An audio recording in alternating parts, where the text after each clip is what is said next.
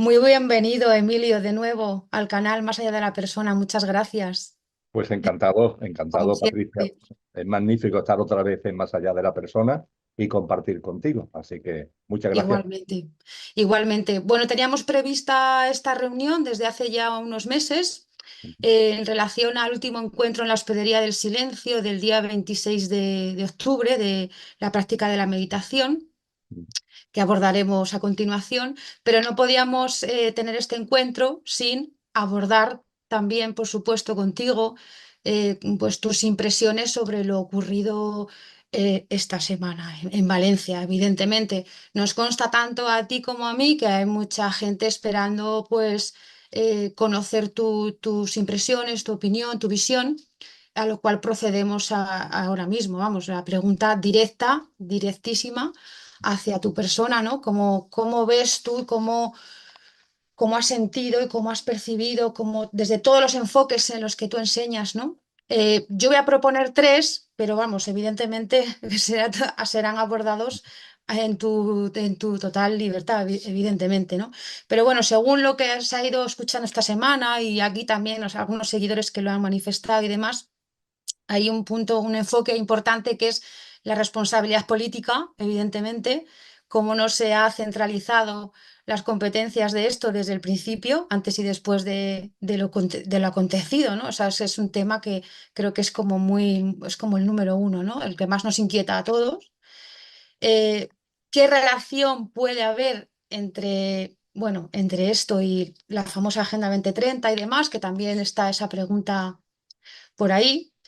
Y ya desde pues mi cosecha, digamos, y lo que quizá nos puede dar lugar, nos puede llevar al tema que nos reúne hoy, ¿no? De la práctica de la meditación, es cómo de alguna manera, si fuera así, cómo es que aquello inconsciente se hace consciente a través de los acontecimientos, del devenir de la vida, como es una manifestación quizá también de aquello que aún es inconsciente, ¿no? Un poco ahí sobre la mesa, varias cosillas que sé que tú pues vas a ampliar y a poner en orden estupendamente, Emilio. Pues sin duda son tres asuntos los que ha formulado Patricia de una enorme importancia y las reflexiones pueden tener eso como telón de fondo y por supuesto que aparecerán en lo que vamos a compartir en este diálogo. Desde ese punto de vista, lo primero es agradecerte que este canal se atienda a este asunto y además que lo atienda como tú sueles hacer en el canal, es decir, intentando hacerlo con rigurosidad, con fundamentos, yendo al fondo de los asuntos, pero intentando no caer en ningún despiste, por decirlo de alguna manera. Y la verdad es que yo muestro claramente, te lo digo a ti, a todos los amigos y amigas de tu canal, una cierta tristeza, ya no solamente por lo que está ocurriendo, que ahora iremos a ello, ¿no? Sino dentro o el tratamiento que se le está dando a lo que está ocurriendo en el contexto de las redes sociales. Creo que todo lo que tiene que ver con la conciencia y la espiritualidad, que es lo que a ti y a mí nos interesa, los fundamentos y el rigor tienen que estar siempre presentes, porque en caso contrario le estamos dando pábulo, le estamos dando verosimilitud a aquellos que todo lo que tiene que ver con la espiritualidad lo meten en el cajón de lo supersticioso y de la superchería, y aquellos que lo que tiene que ver con la conciencia lo meten en el ámbito de la conspiranoia y en el ámbito de la pseudociencia. Para no caer en eso y para no darle excusas a los que así actúan, tenemos que tener un rigor y unos fundamentos que sinceramente Patricia ha hecho en falta en las redes sociales en estos momentos. Todo lo contrario, percibo que hay mucha confusión y hay mucha desinformación que además, por mucho que se repita, no pasa a ser cierta. Es decir, lo que no es cierto, aunque se repita muchas veces, sigue siendo incierto y nos estamos encontrando con una serie de cuestiones que se están planteando que no tienen ni ese rigor ni ese fundamento. Y por supuesto, tú me conoces sobradamente, por favor, yo no estoy en posesión de la verdad bajo ningún concepto. Soy el primero en equivocarme, soy el primero en cometer errores, por favor, no estoy en ninguna posesión de la verdad ni me considero nada especial. Y lo que aquí modestamente voy a compartir contigo y a través de tu canal son hipótesis para la reflexión. y que cada cual, por su discernimiento y por su sentido común, pues lo integre en la medida en que considere oportuno. Dicho esto, que me parece importante como preámbulo, cuando estamos ante acontecimientos tan dolorosos, tan abrumadoramente sufrientes como el que estamos viviendo, yo percibo que en el momento en el que está esta humanidad, una humanidad que da sensación, que da señales de estar agotada, de que lo único que es capaz ya es de generar más dolor y más sufrimiento, yo lo percibo como una oportunidad y como una ocasión. Por dolorosos que sean los sucesos, por tremendos que sean los acontecimientos, creo que son una ocasión y una oportunidad, en primer lugar, para el amor. Y sé que esto es una palabra, Patricia, muy manida, muy demasiado usada, pero ese amor verdadero, ese amor que nace o debería nacer de nuestro corazón y de nuestra alma, ese amor incondicional que mira a la vida y a la muerte y al dolor y al sufrimiento, también a las alegrías, de otra manera, ese amor tiene que estar hoy día, o debería estar hoy día, muy presente ante lo que estamos viviendo en la zona del Levante español. Y junto con el amor, y va muy unido al amor, la unión, la unión. Cuando tenemos ante nosotros acontecimientos como estos, también de nuestro corazón y de nuestra alma deberían hacer de una forma natural, yo diría que innata, la unión, no la división, no la separación, no el reproche, no la confrontación, sino la unión. Eso no quiere decir que el discernimiento no esté presente, eso no quiere decir que tengamos que hacer un análisis justo de la realidad y poner los puntos sobre las síes. Por supuesto que sí, pero hacerlo desde una perspectiva diferente, no de la perspectiva de la confrontación, de la oposición, de la lucha, sino hacerlo desde la perspectiva de esa unión que está tan ligada al amor al que hacía ante mención. Y tú sabes que a mí me gusta hablar, y esto es una tradición que viene de muy atrás, de que en estos momentos donde esta humanidad da señales de estar colapsada, y donde muchos percibimos que este colapsamiento de este ciclo humano es el anuncio de que hay un ciclo nuevo que está por nacer y que estamos como en la transición, ¿no? En el tramo final de una generación humana, por usar el término que usó Cristo Jesús, para que nazca un nuevo ciclo humano, para que nazca una nueva humanidad. En este momento de transición tiene mucho peso la denominada sala de los espejos. La sala de los espejos como una metáfora que nos dice que en estos momentos todo está a la vista, en lo colectivo y en lo individual. Y con acontecimientos tan tremendos como estos, sin ningún tipo de duda, es una oportunidad para esta sala de los espejos, para vernos colectivamente y para vernos también en lo personal, para vernos también en lo individual.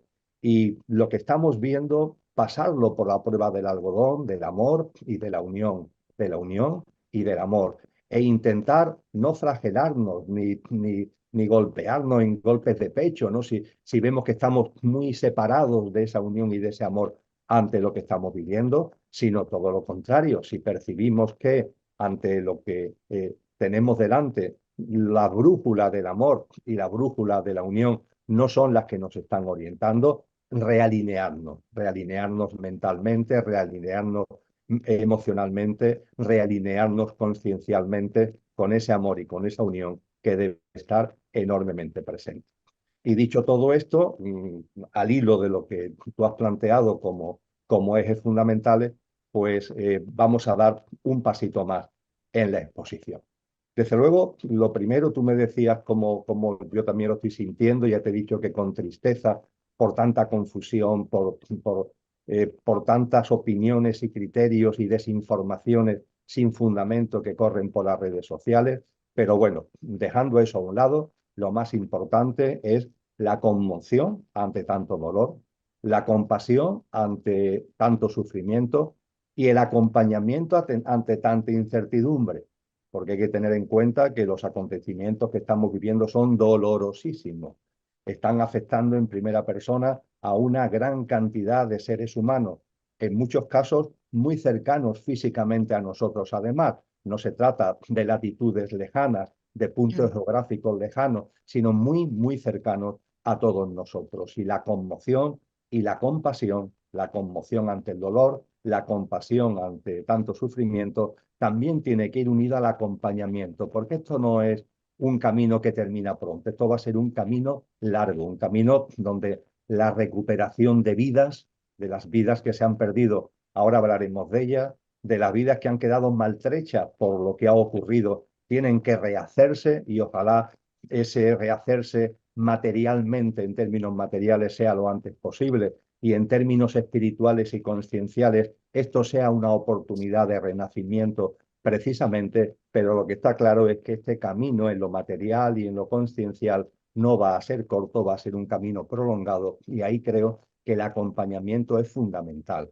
Que no sea, por tanto, algo que aparece ahora en los medios de comunicación, nos llama mucho la atención y permíteme que me exprese coloquialmente, dentro de poco más de un mes vamos a estar con los polvorones y con los turrones y Sí. con nuestro jolgorio en lo que hemos convertido algo tan serio como la Navidad y esto se queda olvidado, como tantas cosas que ocurren que durante unos cuantos Ujú. días, a lo sumo durante 1 o 2 semanas, tienen mucha efervescencia mediática y en la opinión pública y después poco a poco se va diluyendo y se va desapareciendo. Por eso digo que junto a la conmoción ante tanto dolor y la compasión ante tanto sufrimiento, también debemos tener presente el acompañamiento en un camino donde la incertidumbre y donde la prolongación del propio camino va a ser así. Y también quiero expresar, porque puede parecer que estoy utilizando un tono a lo mejor demasiado gris, demasiado triste, también quiero expresar con claridad mi alegría por dos cosas, Patricia. En primer lugar, la alegría que deriva de la emoción por tanta solidaridad. Es Sí. espectacular. Lo que se está moviendo, me consta que no solamente en España, me consta que también fuera de España, pero lo que se está moviendo en la península ibérica en general y en España en particular de solidaridad es espectacular. Los puntos que se han abierto para recoger alimentos, para recoger provisiones, para recoger mantas, para recoger equipamientos, están todos ya sobresaturados, ¿no? Y no están sobresaturados en este caso, hay otra mala gestión de la que hablaremos ahora, pero en este caso no están sobresaturados por mala gestión, sino simplemente porque la avalancha de solidaridad es tan tremenda y la verdad es que eso tiene que llenarnos de mucha alegría, porque esa solidaridad está ahí. Significa que afortunadamente esta sociedad no está muerta, que a veces damos la sensación de estar muertos, cada uno a lo nuestro, cada uno en nuestro pequeño submundo y asunto solucionado. Creo, por tanto, que esto hay que recalcarlo y lo recalco, esta emoción por tanta solidaridad, lo recalco en clave de alegría.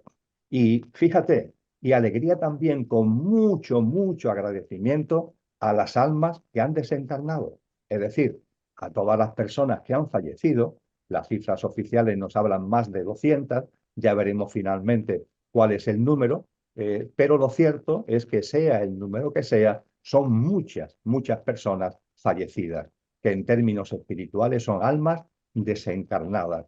Y fíjate que nos enseñan las tradiciones que cuando hay muchas almas, que cada una tiene su camino, cada una viene con su propósito de vida, cada una tiene su devenir en la experiencia humana, pero cuando confluyen en un momento concreto en donde muchas almas desencarnan a la vez, ahí hay un acuerdo álmico. Y ese acuerdo álmico tiene como base el amor al que anteriormente hacía referencia.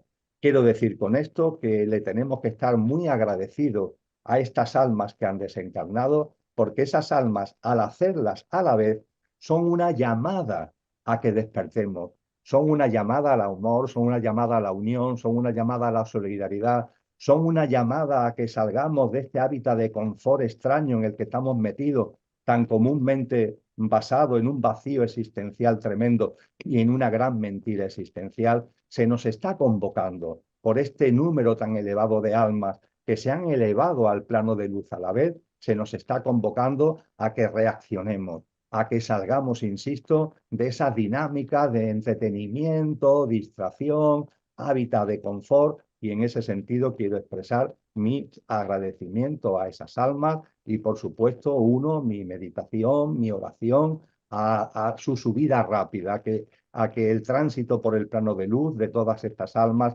sea fluido y cuanto antes estén disfrutando de ese plano de luz. No tengo ningún tipo de duda que va a ser así y por tanto agradecimiento no solamente, como decía antes, a todas las personas que se han movilizado para ayudar en lo posible ante esta tragedia, sino también a las almas desencarnadas de manera conjunta que nos están haciendo una llamada potentísima a que nos paremos.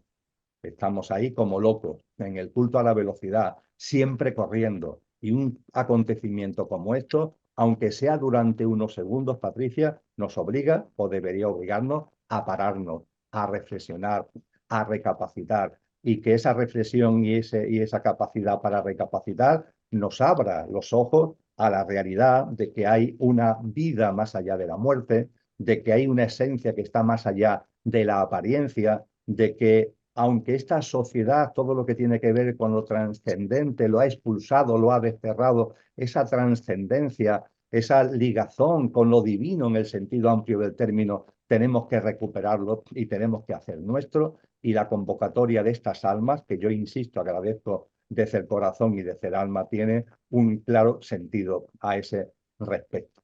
Y por supuesto, nada de lo que he compartido tiene que ver como excusa para evitar lo que tú has puesto como primer punto en tu agenda, por decirlo de alguna forma, que es la responsabilidad política en cuanto a la gestión de lo que está ocurriendo. Es decir, nada de lo que he comentado ni de lo que voy a comentar, quizás cuando me extiendo un poquito más quedará todavía más claro, pero quiero ponerlo ya por adelantado, debe entenderse como justificación a lo que sin duda ninguna hay que decir las cosas con claridad. Es una indolencia y es una inoperancia enorme mostrada por los poderes públicos y sus responsables, que por resumirlo de alguna forma, en lugar de contribuir a paliar el problema, se han convertido en parte intrínseca del mismo, lo cual, como decimos por aquí, tiene tomar. Es decir, que ante un problema, aquellos que están ahí para paliar el problema se conviertan en parte del problema, la verdad es que es una contradicción flagrante que, por supuesto, tiene que llevar a reflexionar también, no solamente en términos conscienciales y espirituales, sino también bajar eso al terreno de lo que es una responsabilidad que no ha sido tal, sino que se ha caracterizado, insisto, por la indolencia y por la inoperancia de los poderes públicos. Lo que ocurre es que esto, y si te parece lo dejo para desarrollarlo un poquito más para adelante, Patricia, es que esto no es casual, porque creo que todavía vivimos en la ficción de que los poderes públicos están ocupados y preocupados por el bien común. Y esto, desgraciadamente, no es así. Las instancias públicas, el entramado político e institucional, están a lo suyo. Tienen sus intereses, tienen su mundo, tienen sus objetivos, donde nosotros, los ciudadanos, y la gestión verdadera de la cosa pública no tiene significación. Lo usan como excusa en sus discursos, lo usan como excusa en su día a día, porque claro, tienen que aparentar, pero es puramente apariencia, es puramente fachada. Es un castillo de naipe que cuando ocurren cosas como las que estamos aquí comentando, se derrumba ante nuestros ojos. Pero no nos deberíamos sorprender que se derrumben ante nuestros ojos, porque realmente es una ficción, realmente es un castillo de naipes. El entramado político institucional, ahora dentro de unos minutillos insistiré al respecto, no tiene como finalidad, no tiene como objetivo el bien común. Y sin embargo ahí seguimos, dándole nuestro poder, entre comillas, desempoderándonos y dándole a ellos nuestro poder. Ahí seguimos en el lío de la política, con sus partidos, por tanto, con sus falacias de división, de peleas, de confrontación. Ahí seguimos con una política que ya no está, no es la política con mayúscula que nos enseñaron los sabios de la Grecia clásica, sino que es un politiqueo barato donde personas que de otra forma no tendrían para, de alguna forma honesta, ganarse la vida, pues están viendo ahí una posibilidad para tener un sueldo, para no solamente tener un sueldo, sino incluso tener unas prebendas y unos privilegios para ellos mismos y para otros. Lo que se ha dado en llamar, porque es una gran realidad, la casta. Y una casta en la que, ojo, muchos critican a la casta porque quieren pertenecer a ella. Lo hemos vivido en este país. se hace una crítica a la casta política. ¿Por qué? Porque yo no pertenezco a ella. En cuanto que tengo ocasión de pertenecer a ella, pues me integro y viva la casta y sigo para Sí. adelante. Pero en cualquier caso, esta reflexión sobre los poderes públicos, como no es la fundamental, aunque tenga desde luego su importancia como tú has situado, volveré a ella dentro de unos minutos. Yo quiero centrar fundamentalmente esta conversación contigo y a través del diálogo contigo, con todos tus amigos y amigas del canal, quiero centrarlo en algo enormemente sencillo. Tú sabes que yo durante décadas he estado haciendo docencia universitaria, ¿no? Y a veces en la docencia universitaria, a mis alumnos y alumnas, yo cuando quería remarcar algo que tenemos que integrar, porque es sencillo, pero es como si nos despistáramos, me gustaba acudir al famoso tema de Barrio Sésamo. Yo creo que muchos todavía recordamos esa serie de Barrio Sésamo, Sí, donde sí. lo que nos venían a decir cerca, lejos, arriba, abajo, izquierda, derecha, nos situaban, estaba pensado obviamente para un público infantil, y nos situaban con unos parámetros muy sencillos. Pues bien, con relación a lo que aquí nos ocupa, a mí me gustaría, acudiendo a la metáfora del Barrio Sésamo, hablar de algo que deberíamos tener siempre presente y con esto mucho más, Patricia, que es causas, efectos y consecuencias. Tener el discernimiento y el sentido común para separar, Claro, diferenciar y ver la interrelación que hay entre causas, efectos y consecuencias, porque son cosas que están interaccionadas entre sí, pero son distintas. Y lo que percibo es que en toda la confusión que se ha originado en las redes sociales con relación a la tragedia en el Levante español, todo está mezclado. Las causas se mezclan con las consecuencias se confunden con los efectos con las causas. Y claro, así es que no hay manera, así no hay manera de hacer un análisis medianamente serio. O sea, así yo creo que acudiendo a Barrio Sésamo tendríamos que decir causas, efectos y consecuencias. Y poniendo un ejemplo muy sencillito que todos podamos de alguna forma tener presente cuando ahora intente bajar unos peldaños en esta argumentación. El ejemplo de tirar una piedra de cierto tamaño por una ventana desde un quinto piso. Fíjate el ejemplo tan tontón que pongo. Tirar una piedra de cierto tamaño, es decir, que tenga un cierto peso, por una ventana desde un quinto piso. Y la piedra, al caer, da sobre el cristal delantero de un coche y destroza el cristal delantero del coche. Podía utilizar otros ejemplos, pero creo que este ejemplo es absolutamente simplote de imaginarlo en nuestra mente, ¿verdad? Pues bien, causas, efectos y consecuencias. La causa de todo esto que estamos aquí resumiendo en este ejemplo de la piedra, ¿la causa cuál es? Que tiramos una piedra de cierto tamaño. Esa es la causa. Hemos tirado la piedra por la ventana. ¿El efecto cuál es? Que al tirar la piedra por la piedra cae. Evidentemente existe la ley de la gravedad y la piedra cae hacia el acerado. Y finalmente la consecuencia. ¿La consecuencia cuál es? Que la piedra, que ha tenido como causa que nosotros la hemos tirado y que el efecto ha sido que ha caído por la ley de la gravedad hacia abajo, la consecuencia es que la piedra da en el cristal delantero de un coche que se rompe y queda destrozado. Creo que es sencillo el ejemplo, ¿verdad? Pues bien, ante lo que estamos viviendo en la tragedia de Valencia, ¿la causa cuál es? Porque nadie habla de la causa. Se habla mucho, y por supuesto es importante, de las consecuencias. Se ujú, habla muy poco de los efectos y yo no encuentro reflexiones acerca de la causa. ¿Cuál es la causa? ¿Cuál es la génesis de lo que ahí se ha vivido? Y sin ningún tipo de duda, la causa, la génesis de la que parece que no se quiere hablar es las distorsiones que existen en el clima. Es decir, lo que se ha dado en llamar, y es también un término muy manido, manipulado, confundido, pero es el término que lo describe bien, lo que se ha dado en llamar el cambio climático. Un cambio climático que es un fenómeno multicausal. El cambio climático tiene muchas causas a su vez. Los procesos naturales, la madre tierra, el padre sol, influyen, por supuesto, siempre lo han hecho históricamente en eso que ujú. hoy denominamos cambio climático. La gran diferencia es que a las causas naturales del cambio climático se han unido ahora a algo muy, muy novedoso, entre comillas, desde hace 100 años, que es la mano humana, que se ha hecho protagonista. El cambio climático es un fenómeno multicausal, pero la mano humana es ahora la gran protagonista del cambio climático. Y lo es por lo que nos dijo ya Albert Einstein, que haríamos bien en recordar permanentemente.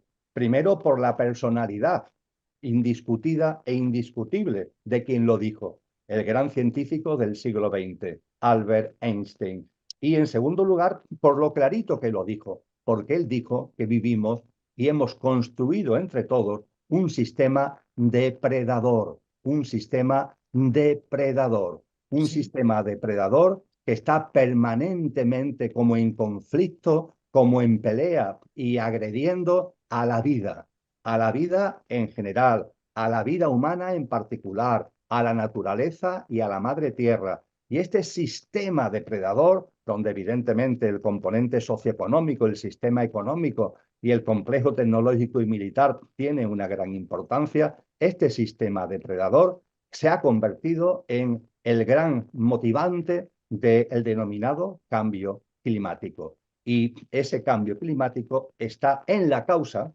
como el que tira la piedra por la ventana, está en la causa de lo que estamos viviendo, de lo que hemos vivido y de lo que vamos a vivir en el Levante español. Y es importante, Patricia, que recordemos que ante las causas, ante este sistema depredador, ante la mano humana como el gran protagonista del cambio climático, como el gran acicate del cambio climático, ante las causas no se hace nada, solo palabras, cumbres, reuniones que no sirven para nada, van pasando los años, los lustros y las décadas y no se hace nada. Pero claro, la distorsión ecológica y climática sigue avanzando porque este sistema depredador no para, sino que va continuamente a más. Y a partir de ahí tenemos que pasar a lo que son los efectos. Los efectos, ¿qué significan? Bueno, pues hemos dicho que se tira la piedra desde la ventana, la causa es tirar la piedra, el efecto es que la piedra cae. Pues bien, el cambio climático es la causa y provoca una serie de efectos. En esos efectos, curiosamente, esos mismos que tienen responsabilidad en el entramado político institucional a nivel estatal, organizaciones internacionales que no hacen nada, este mismo sistema depredador que está en la causa utiliza los efectos a favor propio. Es muy curioso. Ahí está el sistema depredador ocasionando las distorsiones climáticas, el cambio climático, no se hace nada. Esto inevitablemente provoca efectos y ahora lo que hace ese sistema es rentabilizar esos efectos en beneficio propio. eso ¿Y es. qué quiero decir con beneficio propio, Patricia? Pues quiero decir que, por ejemplo, se utiliza para meter miedo y control a la población. Y se ha Eso. utilizado y se quiere utilizar para ello. Igualmente, fomentando el recelo, el miedo, el alejamiento de la naturaleza y de la madre tierra. Se culpa a la madre tierra, se culpa a la naturaleza, no. La naturaleza es inocente. Somos nosotros la que estamos distorsionando, violentando las leyes naturales. Pero de esto no se habla, las causas y los efectos se rentabilizan para no solamente meter miedo en la gente y favorecer un control de la población a través de ese miedo, sino también para fomentar, repito, el recelo y el alejamiento hacia la naturaleza y hacia la madre tierra. Pero siendo esto gordo, no nos quedamos ahí, porque para colmo, los efectos por aquellos que están en la causa y que no hacen nada ante la causa y que cuando se producen los efectos quieren rentabilizarlo, esa rentabilización también se produce en clave de negocio, en clave de negocio económico, en clave de negocio empresarial.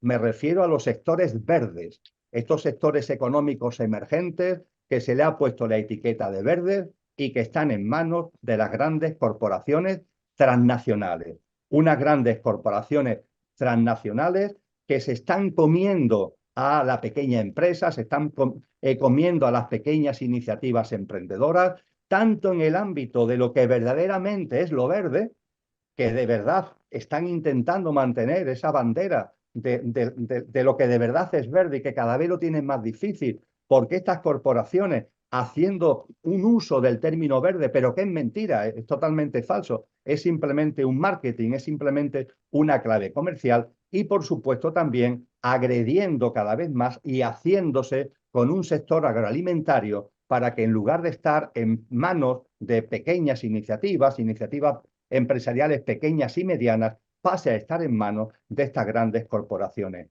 transnacionales. Es muy duro, pero es que es así. Ante la causa no se habla nada, nadie dice nada. Este sistema depredador, como nadie hace nada, este sistema depredador cada vez agrede más y los efectos son cada vez más notables y más evidentes y más dolorosos, y ante esos efectos pues los que llevan el mando están incluso satisfechos, están consiguiendo sus objetivos, porque, repito, por una parte consiguen que la gente tenga miedo, y el miedo es siempre la llave para promover la inconsciencia y manipular el inconsciente colectivo. Igualmente lo usan de la misma manera para alejarnos y para que veamos a la naturaleza y a la madre tierra con recelo y por fin como negocio, por fin como negocio. Y en este caso específico que estamos hablando, teniendo como causa el cambio climático, cuando hablamos de efectos concretos que están detrás de la dana que se ha vivido en Valencia, ¿de qué tenemos que hablar? Pues no hace falta ser un gran conocedor de este tipo de cosas para saber, para poderse dar cuenta que hay dos motivos fundamentales. El cambio climático, donde la mano humana, el sistema depredador, tiene actualmente un protagonismo fundamental, viene originando dos hechos, dos efectos que se han visto, que se han sumado en lo que ha ocurrido en la región levantina. ¿A qué estoy haciendo mención? Pues fíjate, porque son dos cosas muy sencillas. Por una parte, el calentamiento del agua del Mediterráneo y Sí. por otra parte, la distorsión de las corrientes de aire que de oeste a este circulan por el planeta, los denominados jet stream en el lenguaje fundamentalmente anglosajón. Pues bien, cuando ponemos sobre la mesa estos dos efectos del cambio climático, podemos entender la enjundia de la dana ante la que tanto dolor y sufrimiento están pasando tantas personas y por solidaridad también nosotros.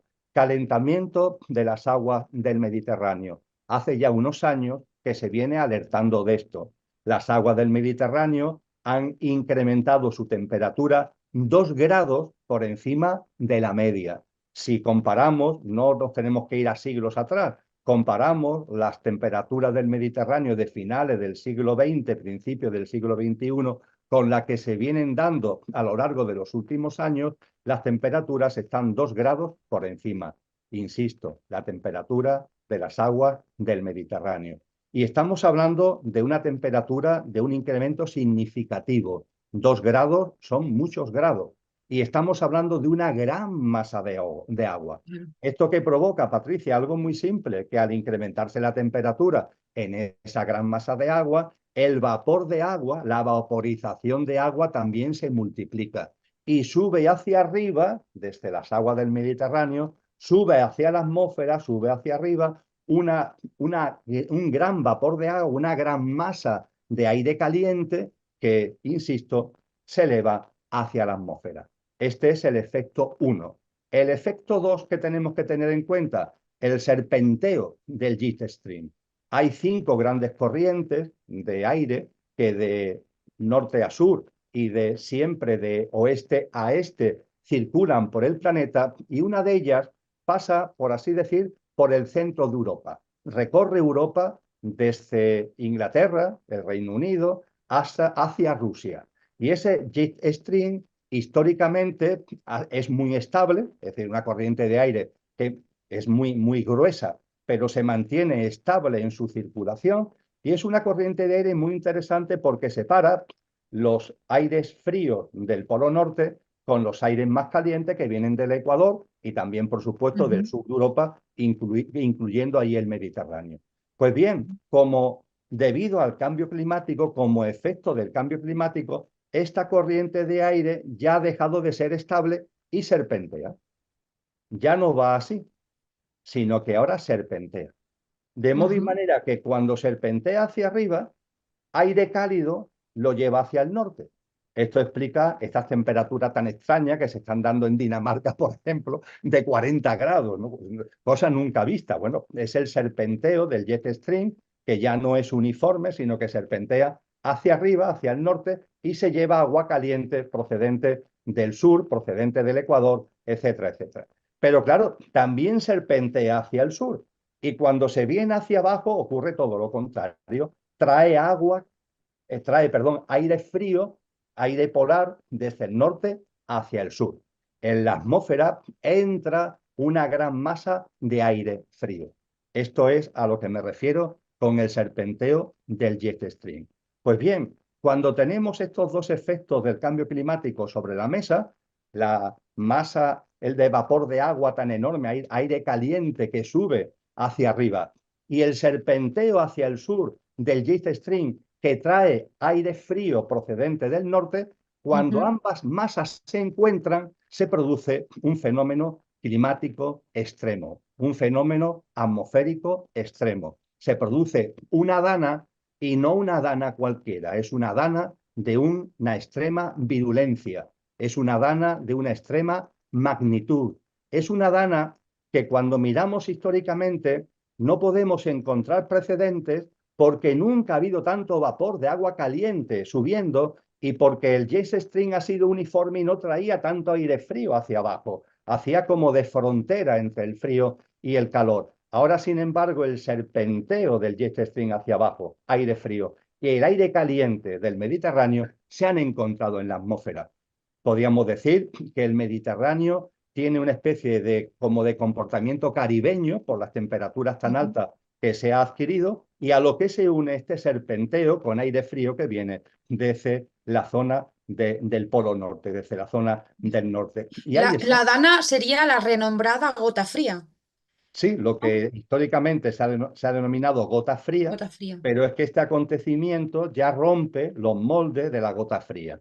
Es algo ya de una magnitud que realmente desde el punto de vista de los especialistas, tendrán a lo mejor incluso que plantearse denominaciones distintas para diferenciar lo que son las danas que se han venido conociendo con estas danas tan especiales, tan particulares, que tienen como que tienen como razón de ser estos dos grandes efectos que acabo de comentar, porque además, Patricia, por supuesto que ni tú ni yo nos sumamos a los que quieren meter miedo continuamente, pero ciertamente esto no es algo que haya terminado, es decir, la temperatura del Claro. Mediterráneo sigue siendo muy elevada, sigue estando 2 grados por encima de la media histórica y de los últimos lustros, y el serpenteo del jet stream me temo que ha venido para quedarse, lo que significa que el Mediterráneo en su conjunto se ha convertido en una zona donde este tipo de fenómenos extremos climáticos se pueden volver a producir.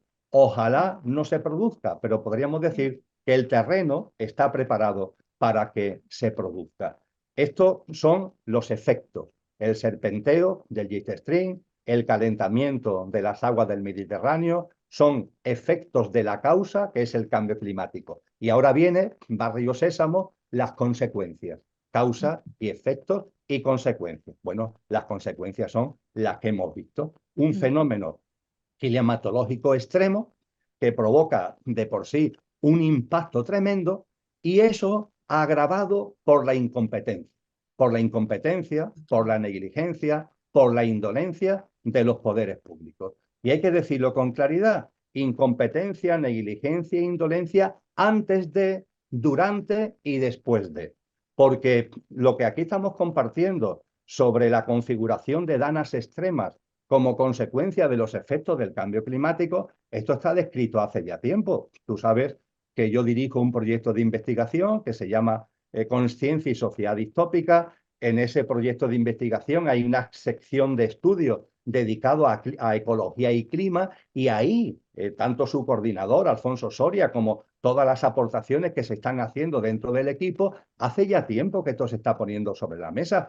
Y por supuesto los responsables meteorológicos, los responsables técnicos y políticos, esto deberían saberlo. Es más, yo sé que lo saben. Lo que ocurre es que han mirado para otro lado y han Sí, preferido mantener ahí unos protocolos, mantener ahí una especie de previsiones que se corresponden a modelos pasados, que no tienen que ver con las nuevas circunstancias que ellos sí saben o deberían saber, pero yo creo que saben que se iban a producir. Y ante esto no se ha hecho absolutamente nada en la previsión. Y evidentemente lo que ha venido después, cuando ya la tragedia ha ocurrido, ha sido simplemente desdeñable. Una incompetencia bestial que se ha puesto de manifiesto. Todos tenemos amigos y amigas en aquella zona, amén de también personas que han tenido el valor, diría yo, ¿no? de compartir con nosotros imágenes de lo que allí está ocurriendo, y hemos visto que aquí la ciudadanía se ha puesto muy por delante de los poderes públicos. Los poderes públicos van claramente por detrás. Pero claro, esto me lleva, y ya voy terminando, Patricia, por donde comencé. Es decir, cuando hablábamos al principio, antes de entrar en lo de Ábrete Sésamo, hablábamos de los responsables políticos, ¿no? De verdad, todavía, en esta sala de los espejos donde todo está a la vista, ¿alguien todavía cree que el entramado político institucional está ahí para el bien común? ¿De verdad? ¿Esto se lo cree alguien? Hemos llegado a tanta locura, a tanta demencia como para no ver que ese entramado político institucional está a lo suyo, con sus intereses, sus peleas, sus reglas de juego, está a lo suyo y está al servicio de lo que está al servicio de unos poderosos que no solamente están dominando el sistema socioeconómico a escala mundial, sino a través del sistema socioeconómico tienen también la sartén por el mango del entramado político institucional y utilizan como marionetas a esa casta que hay ahí de teóricos responsables políticos que realmente de responsables no tienen nada. Ocupan puestos, ocupan cargos, pero no asumen responsabilidad porque simplemente cuando hay una incompetencia innata, no se puede ejercer una competencia. Para ejercer una competencia, tú tienes que ser competente. Y la política se ha convertido en algo donde las personas competentes salen corriendo, salen huyendo, porque la política es una especie de selva donde solamente sobrevive el que es capaz de dar puñaladas por la espalda en el otro. Solamente sobrevive aquel que va a lo suyo. Cuando alguien tiene una idea de país, una idea de Estado, una idea de sociedad, eso simplemente la dinámica política te expulsa, hace que se te vayan cortando los posibles vías de ir asumiendo mayores responsabilidades, porque lo que se busca es el sí al líder, el sí buana al que está arriba. No se quiere personas con criterio propio, no se quieren personas formadas, no se quieren personas capaces. Los partidos políticos llenan sus listas electorales de personas que están sometidas, subordinadas y en el sí buana. E insisto, utilizando reglas de juego donde aquellos que llegan a la política con un cierto ideal se le pone todo muy difícil porque lo que se encuentran delante es una especie de mastodonte que solamente vive para él mismo, con los que se fagocita entre él mismo y que da lugar finalmente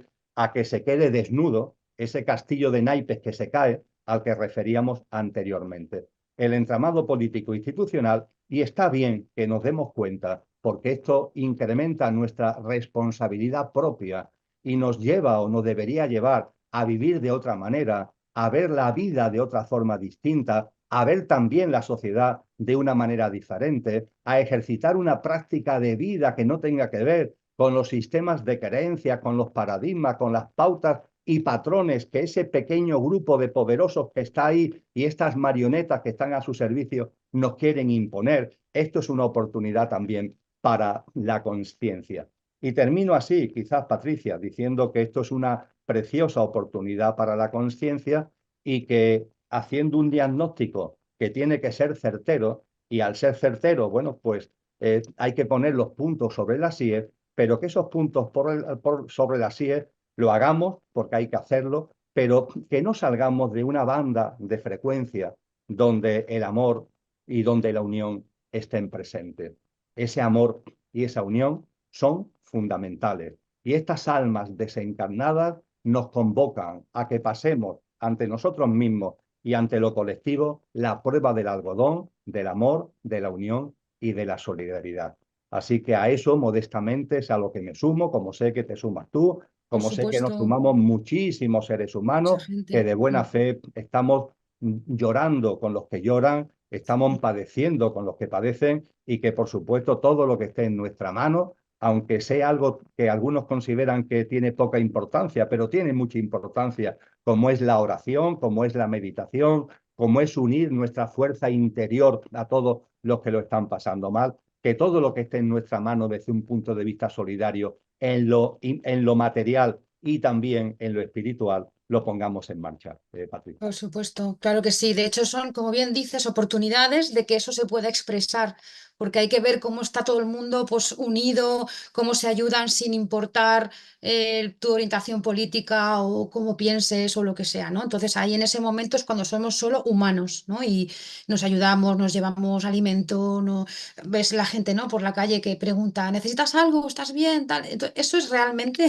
lo que somos. Si es que eso es lo que somos. Y luego, claro, es muy difícil cuando tenemos esa necesidad del papá Estado. Es decir, hay una necesidad en el humano de sentir que hay algo superior que lo cubre y que lo protege, y entonces, como no nos da para más, pues le damos esa atribución al gobierno, al poder de la economía, de los recursos, ¿no? Sanidad, tal. Entonces, claro, tenemos que aprender que realmente no va por ahí la cosa, ¿no? Y aunque parezca que estamos cambiando radicalmente de tema, no lo vamos a hacer, porque verdad que hay una relación importante entre aquello que ocurre, aquello que se expresa en la vida, en el devenir, con nuestra conciencia. Al final siempre hay una relación, ¿no? Y el fin de semana pasado veíamos pues qué es la mente, cómo funciona la mente, qué es el proceso de meditación. Y al final todo es un llamado a esto también, porque siempre va a haber un reflejo de lo que nosotros descubramos interiormente, de las conquistas internas que el ser humano haga, tiene un efecto en el clima, en la tierra, en la sociedad, en todo. Al final siempre es un reflejo de lo que estemos vibrando y explorando nosotros mismos, ¿no? Entonces, bueno, parece que eso digo, parece que cambiamos de tema, pero no, veremos que no. Me gustaría poder continuar contigo estudiando las bases de la meditación, porque la meditación ya...